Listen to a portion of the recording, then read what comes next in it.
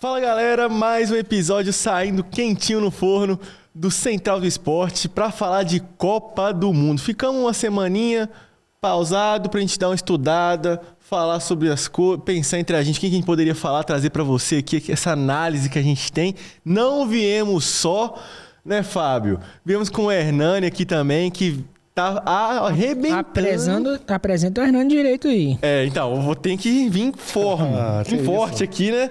Porque tá arrebentando no podcast aqui também do canal do Diário do Rio Doce, o Aperte o Play. Se você não viu ainda, assista também, no finalzinho vai também falar um pouco sobre o podcast, né? Vender o peixe dele. Mas vamos começar sobre Copa do Mundo, completa, né? Jornalista e produtor do TV Leste.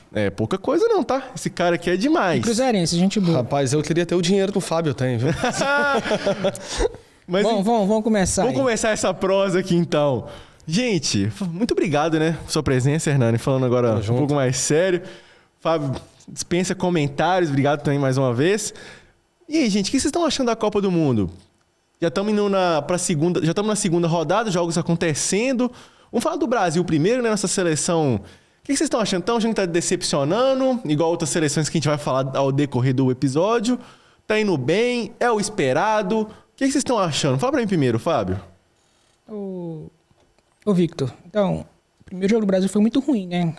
Apesar de ser a equipe mais forte, o Marrocos do grupo, junto com o Brasil, o jogo foi muito ruim, um desempenho muito fraco, né? Saiu perdendo, conseguiu empatar, muitos jogadores abaixo do que podem jogar, e isso afetou demais o desempenho do Brasil na estreia. Já no segundo jogo, teve algumas modificações e também pegou a equipe muito mais fraca, então assim, talvez não é referência pra gente falar. Mas fez o que precisava ser feito, quer ganhar o jogo. Fez o primeiro tempo bom, decidiu o jogo no primeiro tempo, 3-0, e no segundo tempo deu uma rateada, né? Não sei se tirou o pé, não sei se relaxou, e enfim, poderia ter feito mais, né? Considerando o adversário que era o Haiti. Então eu acho que precisa melhorar, pra gente pensar algo mais, eu acho que precisa melhorar. Eu não consigo ver, assim, o Neymar tem que entrar nesse time quando tiver condição de jogo, considerando que o Rafinha se lesionou e não sabe se vai voltar até o final da Copa do Mundo. Então, assim, o Brasil precisa melhorar. Isso é fato, até o próprio treinador fala que precisa melhorar. Então, nesses dois primeiros jogos, vou dar uma nota 6 pro Brasil, assim, porque empatou e ganhou, mas assim, né, repetindo, precisa melhorar. Então, eu concordo também. E o Hernani, então... O primeiro jogo do Brasil, todo mundo sabe, eu acho que é um senso comum que foi um jogo abaixo, de fato. E esse segundo jogo contra o Haiti, uma seleção de menor expressão, igual o Fábio falou, o Brasil fez a sua obrigação. Na sua convicção, vendo o jogo, você acha que o 3-0 foi de bom tamanho ali, ou você acha que deveria ter feito mais? O que aconteceu, na sua opinião, fazendo essa análise contra o jogo do Haiti? Ô Vitor, até nos bastidores comentado com o Fábio durante a semana, no pós-jogo, acho que assim, o principal de tudo na Copa do Mundo é conquistar os 3 pontos e buscar a classificação. Mas, complementando o que o Fábio disse agora, e o que você também falou, é uma seleção de menor expressão. Logicamente, a vitória é importantíssima, mas eu acho que o Brasil poderia ter feito mais. Tem um ditado no mundo do futebol que a gente respeita o adversário, principalmente quando é mais fraco, fazendo gols, né? Acho que o Brasil poderia ter apresentado mais, eu acho que eles ficaram muito tranquilos, como que apresentaram no primeiro tempo, fizemos 3-0, vamos simplesmente manter o resultado aqui e conquistar os 3 pontos.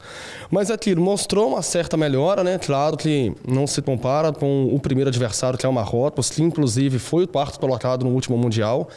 E assim, é aquilo que o Fábio disse, acho que dá para melhorar ainda mais, espero que no nosso próximo confronto, nessa semana, o Brasil possa mostrar um futebol ainda melhor, vamos ver o que o Ancelotti vai fazer na instalação.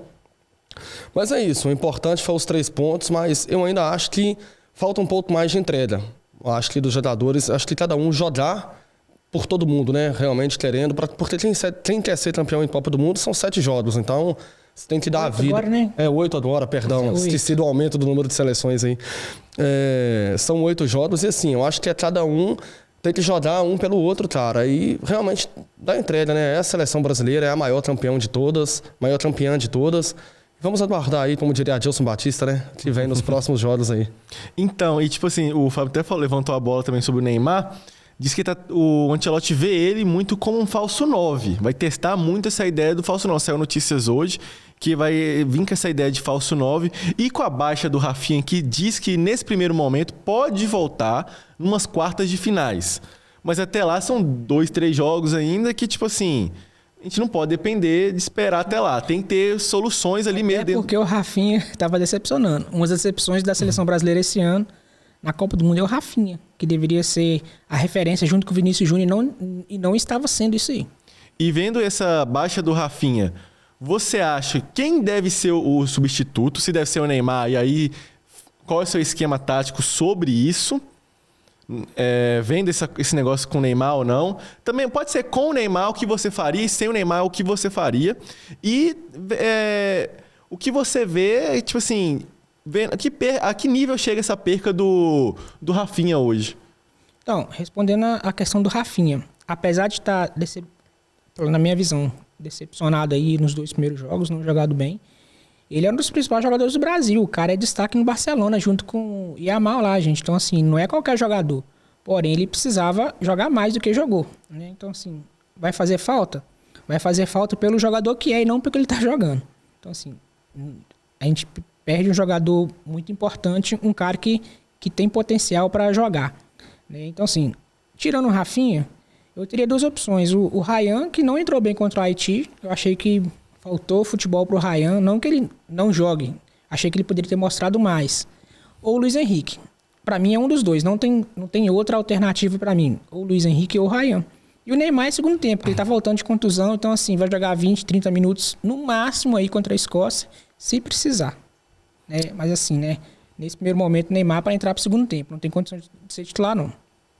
Futuramente aí nos outros jogos, se ele tiver uma condição melhor, para mim, sem dúvida nenhuma, se ele tiver o mínimo de condição física para jogar, titular. Mas nesse primeiro momento, não. Então, Hernani, fala para mim, então. Com esse próximo jogo contra a Escócia, é um adversário que é um adversário mais difícil. A gente é meio que como se pegou o Marrocos, que é o pico do adversário mais difícil do grupo. Depois você pega o mais fraco, que é o Haiti, e depois você pega um intermediário. Não é o Haiti, mas também não é o Marrocos. É um time nota de 0 a 10 de dificuldade. O Marrocos seria o número 10, de mais difícil do grupo. O Haiti, número 0, que era o mais fraco. E aí vem a Escócia, o meio termo. Tem bons jogadores, igual o Robertson, que é ex-lateral esquerdo do Liverpool, que foi pro Tottenham. Tem o Meguin, que é um bom jogador, que é do Aston Villa. Tem esqueci o nome do outro agora, me falha a memória. Mas tem bons jogadores naquele meio campo da Escócia. Tem o McTominay, que é o ex-Manchester United, que foi um dos melhores jogadores do Napoli na última temporada. Não nessa que teve com a Inter, mas foi da penúltima, no caso, então, né? Que o Napoli foi campeão. E vendo esse time da Escócia, como é só o prognóstico? Você acha que vai ser um jogo fácil mesmo assim? Ou vai ser um jogo mais difícil, um jogo mais truncado, um jogo mais aberto? Qual é a leitura que você faz? Ô Vitor, eu espero que seja um jogo assim. Eu acredito que o Brasil vai ter um pouco mais de dificuldade do que teve na última partida. Mas logicamente, que eu estava até comentando com uns amigos recentemente, hoje em dia a Copa do Mundo esquece a questão de nome, né? De país dentro do Mundial. Mas assim, falando de seleção brasileira, espera-se que o Brasil apresente um futebol melhor, né? Mas claro, a gente já viu que nos amistosos o Brasil teve dificuldade também com seleções um pouco abaixo no ranking da FIFA, né? Mas assim, eu estou bastante otimista pelo resultado que foi na primeira partida, logicamente. Como a gente falou aqui agora há pouco, foi um adversário muito abaixo, mas que o Brasil tem que entrar motivado, porque queira ou não queira, um tropeço ali pode complicar seriamente a classificação. Logicamente, né? Como eu falei agora há pouco, é um adversário com uma atualidade um pouco melhor. Espero que o Brasil, principalmente no meio campo ali, que o Casemiro possa começar a jogar futebol de verdade, porque, na minha opinião, decepcionou nesses 2 primeiros jogos que o Brasil fez. E entrar concentrado os 90 minutos mais a 3, né, claro? E aí a gente tem tudo para poder ganhar. E você até falou que, praticamente, entre linhas, ele falou que não existe mais bobo no futebol, né? Mesmo a seleção que tenha menos expressão, ela vai te complicar em algum momento, em algum sentido, mesmo se só defendendo ou pegando no contra-ataque ele mesmo.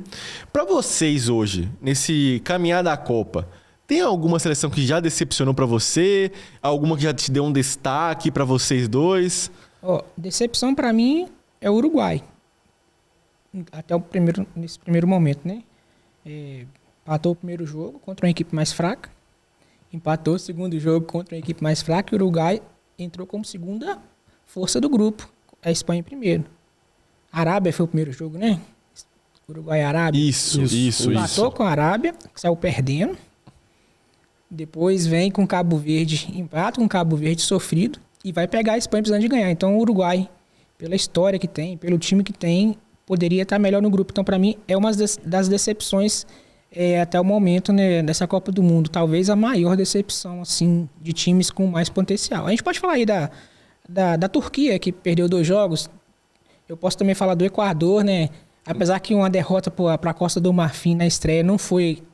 não é surpresa, o jogo foi pau a pau, um dos melhores jogos da Copa até agora, mas você empata com a outra equipe mais fraca, que... Cabo Verde, né? Ou aqui. Acho que foi Curaçao, Curaçao, isso. Foi Curaçao, isso mesmo, porque ele tá no mesmo grupo que a Alemanha. Foi o Curaçao. Então, isso aí. Aí empatou com o Curaçao, sofrido também. E assim... E vai pegar a Alemanha. Então, o Equador também tinha um pouquinho de possibilidade de conseguir algo aí no grupo, considerando que 8 terceiros colocados vão classificar, né? Então, assim, esse empate aí na última rodada para ele foi muito difícil. Então, pode ser também uma decepção. Acho que é isso. A decepção, para mim, maior é o Uruguai, sem dúvida nenhuma. E como surpresa, algo mais positivo, porque a Palmeiras está jogando bem e conforme a gente esperava, ou algo assim do tipo mesmo, surpreender a gente não esperava e está indo bem. Tem alguma na sua convicção, Hernani? Cara, para mim, sem sombra de dúvidas, na minha humilde opinião, é o Cabo Verde, cara. Agora a gente olhando para a tabela do grupo, né, com possibilidade de classificação, algo que quando o Mundial estava para começar, a gente já colocava eles ali como eliminados, né? Eles conseguiram 1 ponto, né? 2 pontos, melhor dizendo, um empate nas 2 rodadas, né? Contra a Espanha no 0-0 e no 2-2 diante da equipe do Uruguai. Então, assim, para mim é a grande surpresa dessa Copa do Mundo, por ser um país de menor expressão, com uma equipe totalmente abaixo, né? A nível de qualificação se comparado com as outras equipes. Então, assim, para mim é a grande surpresa, e que eu vi ontem no jogo deles também, foi a questão da raça, né? Principalmente que eles estiveram ali, mesmo tendo tomado a virada. Logicamente, foi numa falha ali, principalmente o gol de empate deles, que o Uruguai acabou entregando a bola ali, mas é aquilo, né, cara? Quando você entra totalmente concentrado, você consegue fazer coisas ali surpreendentes. Foram os 2 primeiros gols deles na história de todo o Mundial, né? Então, sem sombra de dúvidas, para mim é a grande surpresa dessa Copa do Mundo. Só acrescentando uma decepção também, é a Bélgica, né, cara? Impressionante a Bélgica. O pessoal sempre fala da Bélgica e assim, até agora no momento 2 pontos, 2 empates. É decepcionante. Pode classificar? Pode, mas também tá aí pra mim... Vai enfrentar Nova Zelândia no último... Nova Zelândia, não é? Na última rodada, precisando da vitória para classificar. Tudo pra classificar, né, Tem tudo pra classificar, mas se a Bélgica não ganhar pelo amor de da Deus, Nova né? Zelândia, que nem o futebol da Nova Zelândia ele é profissional. Tem poucos jogadores que são, igual o centroavante deles, o Wood, ele joga no Burnley, se não me engano, da Premier League. Então, tipo assim, são poucos jogadores que são de um time profissional, são de um time, tipo assim, de relevância. Então, a Bélgica que a gente falava assim, desde 2014, a gente falava assim, olha a geração belga, olha a geração belga. E nunca chegou nenhuma semifinal de Copa, se não me engano. Então, tipo assim, decepcionante. Acho que chegou só uma semifinal, se não me falha a memória. Acho que foi a de 2018, 22, que foi eliminou o Brasil, se não me engano, né? Não, 18, isso. 18. Então, tipo assim, a seleção belga também, essa geração em si é muito decepcionante. E igual você falou da Turquia que tem uma das melhores gerações dos últimos anos também, num grupo muito fácil. E, tipo assim, eu vi os jogos da Turquia. A Turquia, mano, ficava, tipo assim, se não me engano, a seleção que teve mais posse no grupo, mais chutes. E eu acho que não fez nenhum gol, se não me engano. Se fez um gol, agora fiquei até com dúvida agora. Mas acho que não fez nenhum gol. Então, tipo assim, é muito decepcionante o rendimento da Turquia. Não sei se para vocês, tipo assim... Não, sim, pelo futebol tanto que a Turquia tem na Europa, né? A gente tem times ali que tem grandes jogadores. E isso potencializa as seleções, né? O desenvolvimento no futebol. Para mim, realmente, também é uma decepção. Você lembrou bem aí a Turquia. E só para complementar, Vitor, a sua informação sobre a Bélgica foi isso mesmo, viu? Foi o terceiro lugar na Copa de 2018 após vencer a Inglaterra por 2-0.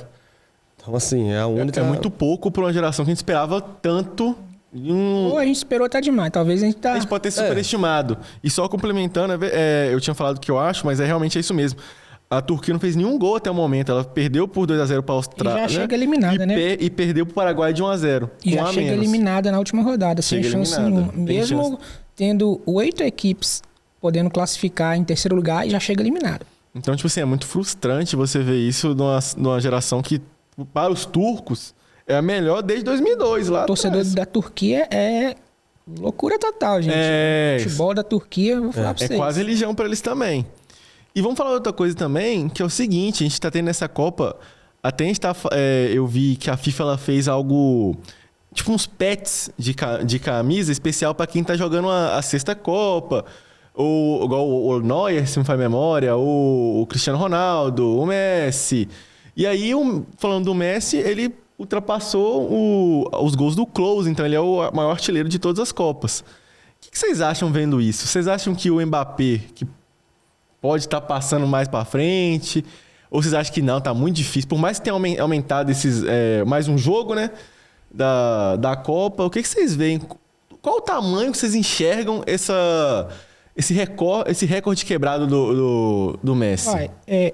É um recorde, né? A gente não pode negar que é um recorde, mas, assim, ele demorou a deslanchar em Copas do Mundo, né? Se a gente for considerar aí o Messi, né? Ganhou a última, perdeu em 2014, né? Não foi tão decisivo em alguns, assim. Mas é o Messi, cara. O Messi, ele é... O que eu vou falar do Messi? É um ET, sei lá, o que é o Messi, cara? É um mas, gênio, assim, né? Em relação a número de gols comparado com o Mbappé, pela idade do Mbappé, ele tem mais Copas do Mundo, se nada de errado acontecer. Eu imagino que, a não ser que o Messi deslanche fazer gol pra caramba aí no restante dessa Copa, a minha previsão é que futuramente, se o Mbappé manter esse ritmo, porque o Mbappé em Copa do Mundo tem uma estrela desgramada, ele pode ultrapassar o Messi. Se a gente pegar os números de momento, né? Pela idade, tá? Porque o Messi, considerando que não vai disputar mais Copa do Mundo, e o Mbappé vai estar na França, que é sempre uma equipe muito forte, então... Que pode sempre chegar nas finais, né? Assim, pegando os números de momento, o Messi tem 16 gols, o Mbappé tá só 2 atrás dele, né? Então, assim, a gente tem que ver, como o Fábio bem disse, de como ambos vão se sair nessa sequência do Mundial. Mas, assim, é uma briga boa pela artilharia, né, cara? Temos 2 craques aí, logicamente. O Messi nem se compara, né? O futebol dele com o Mbappé. Mas, assim, são 2 grandes jogadores e talvez a gente possa ter uma briga boa na sequência dessa competição aí pela artilharia, né? Tem isso também, pela artilharia do campeonato, que, tipo... Tá sempre ali. Tem o Kane que pode brincar do nada e fazer 3 gols brincando aí. O Haaland já fez 2 na estreia. O Haaland fez 2 na estreia. Ele fez o segundo jogo. E tá aí, né? E teve um outro recorde também quebrado, que foi... Eu tava até vendo na hora do jogo da Alemanha, que foi o Neuer, que ele ultrapassou o Tafarel em jogador que mais jogou, partidas em Copa. Que agora é 21. E antes ele dividia com o Tafarel, que era 18, lá atrás, e com o Sepp Maier, que também era um alemão. Então, tipo assim, outra coisa a Copa de várias coisas sendo quebradas, vários recortes sendo quebrados. E um do Neuer, né? Que, tipo assim, o Neuer, pra quem não lembra, ele teve, tipo, fases na Alemanha que, por exemplo, ele parou depois de 2014, se me falha a memória. Ele falou que não ia jogar mais pela seleção. E aí ele volta pra jogar a Eurocopa, ele para de novo e volta pra jogar agora a Copa. E dessa vez ele falou que vai ser a última e não volta mais. Tanto que eu acho que o contrato dele com o Bayern foi renovado nessa última temporada, só por mais 1 ou 2 temporadas no máximo. Então, tipo assim, ele não vai jogar mais. E aí tá com uma sequência de lesões e tal.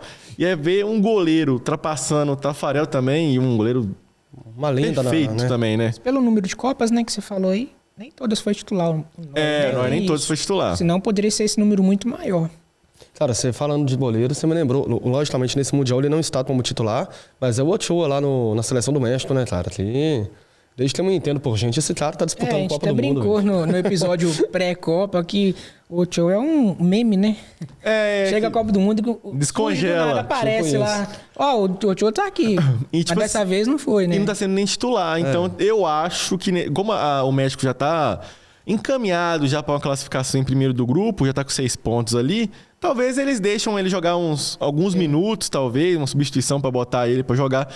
Porque eu acho que todo torcedor mexicano, eu já vi algumas entrevistas também sobre, tem esse reconhecimento e esse carinho por ele. Então, tipo assim, nada mais justo. Igual como foi na última na Copa que teve no Brasil, que o Mondragón, ele entrou no jogo da Colômbia. Que ele era o terceiro goleiro, eram 40 e cacetada de anos, e aí botaram ele para jogar os últimos minutos ali para poder bater o recorde naquele momento que ele foi o jogador mais velho na época a jogar uma Copa do Mundo. Que eu acho que até foi batido também já. Mas, tipo assim, pô, ele merece pra caramba, né? Sem dúvida, cara. Assim, é um ídolo para a seleção mexicana e, que nem você falou, todos os torcedores do México, assim, tem um carinho muito grande pelo Ochoa por tudo que ele já fez dentro da seleção, né? Então, acho que é bem merecido caso isso venha acontecer com ele. E vamos falar um negócio, dar uma palpitada, já que a gente tá gravando pré-jogo do Brasil. Qual o placar que vocês acham pro jogo do Brasil e Escócia? Chute, né, gente? Vou chutar 2-0 pro Brasil. Vamos fazer a galera passar aquele aperto, né? Um pouquinho de coração acelerado. Vamos 2-1 para a seleção brasileira. Cara, e tipo assim, eu vou falar particularmente também, eu vou dar meu palpite. Eu tava conversando com um amigo meu, a gente falou assim, cara, já pensou se o Brasil é eliminado pra Escócia, velho? Eu acho que o Brasil passa em terceiro. É muito Só que se o eliminar. Brasil passar em terceiro, vai ser aquele trem que eu acho que pode rolar, a gente ir pro outro lado da chave, que aí tem Espanha, França, Alemanha. O segundo lugar já poderia complicar, né? Também que a gente já pega a Alemanha. Holanda, isso. Se a Holanda, que deve ser o primeiro colocado, provavelmente, do grupo, deve encaminhar essa primeira colocação. E Holanda é bicho doido. A gente tem história de eliminação para a Holanda. A Holanda é um time bom, né? Não é impossível o Brasil passar, mas é um jogo mais difícil do que se fosse com o Japão e Suécia. Sim. Que seriam as outras situações que poderiam surgir para o Brasil, dependendo da posição do grupo, né? Então... complicado, né? Eu acho que, se não me engano, eu acho que o Brasil for terceiro, acho que pega a Alemanha. Aí o vencedor do jogo da Alemanha pega a França no mata-mata. E aí o Brasil fica do lado de Espanha, França, Alemanha. E no outro lado, se a gente for o primeiro colocado, na nossa chave tem Portugal, Argentina, Inglaterra e o Brasil próprio. Então, tipo assim, tá muito mais fácil. A gente torce para os alemães cacetar a França e cair o mais rápido possível, né? O quanto ficar mais fácil pra gente é bom. O Saulo costuma brincar com a gente e fala assim: vocês querem escolher adversário, irmão? Se eu puder escolher a Argélia para ser a finalista contra o Brasil, eu tô escolhendo. Eu não quero saber de quem vai ser o finalista, eu só quero ganhar. Não importa como. Eu quero chegar na rua, que eu nunca vi o Brasil ser campeão. Então, independente de quem seja, eu estaria feliz do mesmo jeito.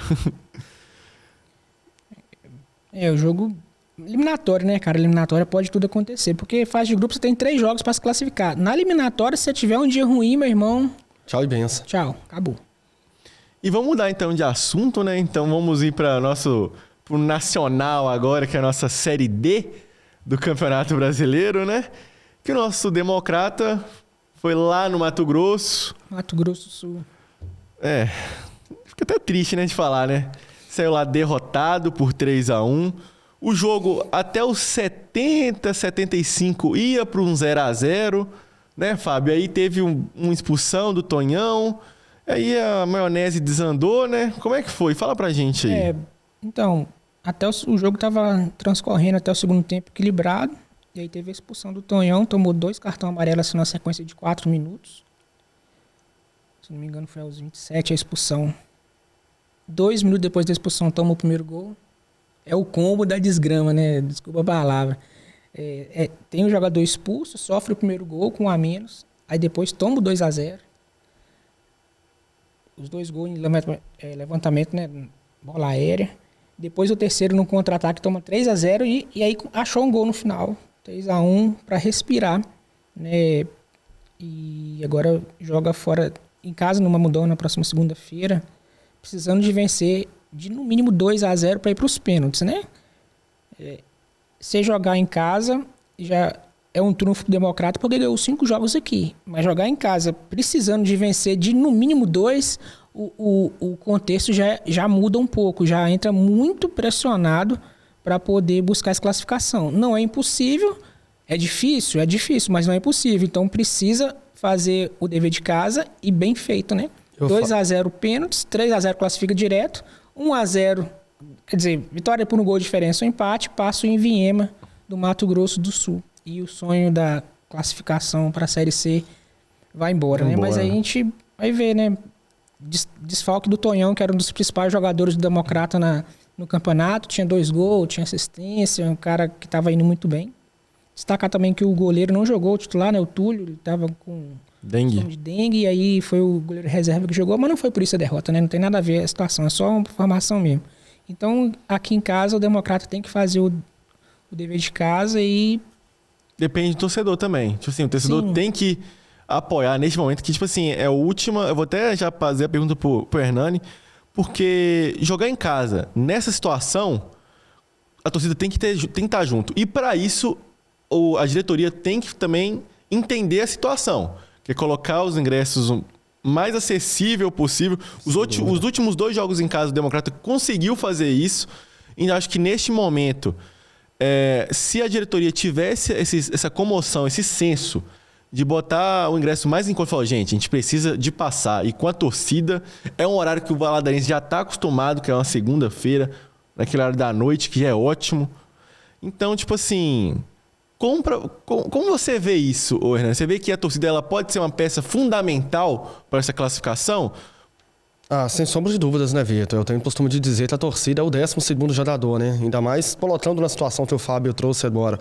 Você jogando dentro de casa, precisando vencer pelo menos por 2 gols ali de diferença, para tentar levar para os pênaltis, sem sombra de dúvidas. Acho que o apoio da torcida da Pantera vai ser fundamental para poder incentivar os jogadores ali os 90 minutos, mais acréscimos ali se houver. Então, assim, é fundamental. Espero que, como você bem disse, que a diretoria do Democrata tenha esse senso, né, de realmente chamar o torcedor para esse momento importante do clube. Porque imagine só, cara, um jogo na qual você entra dentro de casa, pressionado pelo resultado, você consegue uma classificação heróica ali com o seu estádio lotado, cara, isso dá, assim, um ânimo ainda maior para a sequência da competição. E só para complementar também uma coisa que o Fábio disse, entrando ali precisando desse resultado, logicamente, precisa fazer o gol, mas tomar cuidado com o sistema defensivo também, porque se toma um ali, a dificuldade aumenta ainda mais, né? Mas vamos com um pensamento positivo, que o Democrata vai conseguir reverter essa situação e principalmente com uma mudão lotado ali para que, quem sabe, essa classificação venha a acontecer. O treinador sempre fala, né? Jogar com inteligência, né? Tem que se lançar o ataque? Tem, pela necessidade de vitória. Mas tem que ser inteligente, não pode ser desorganizado. Desorganizado, vai ficar exposto e aí a água... Pro brejo. A vaga vai pro brejo. Então, mas repetindo, é um jogo difícil.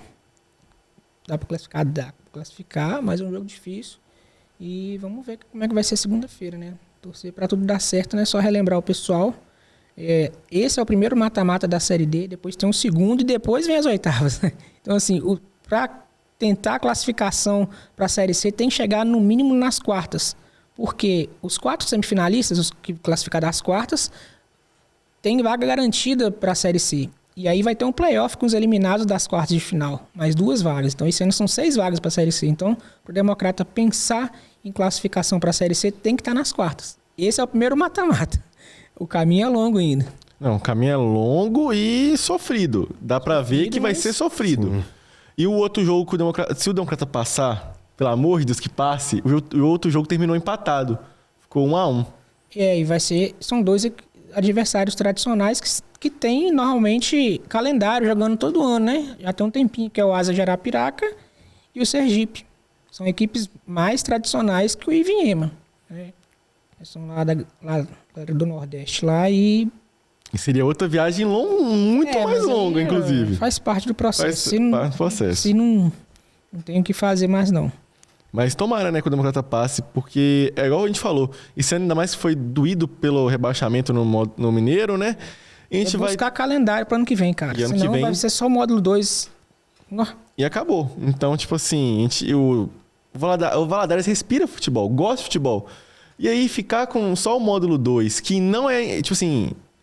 Eu acho que março, abriu o módulo 2. Então, tipo, demora muito. Depois do módulo 1, né?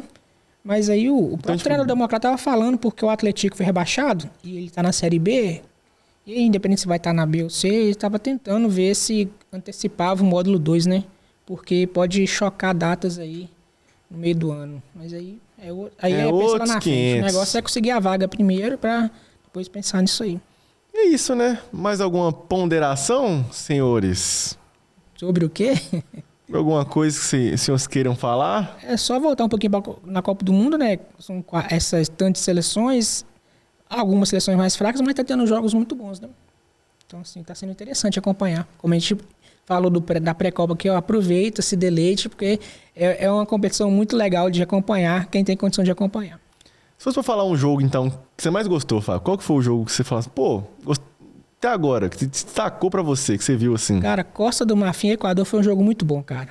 Eu poderia falar de Holanda e Japão, mas a Costa do Marfim e Equador me chamou a atenção porque foi um jogo bom pra caramba, decidido no final, teve de tudo ali. Foi só 1-0? Foi só 1-0, mas foi um jogo bom pra caramba.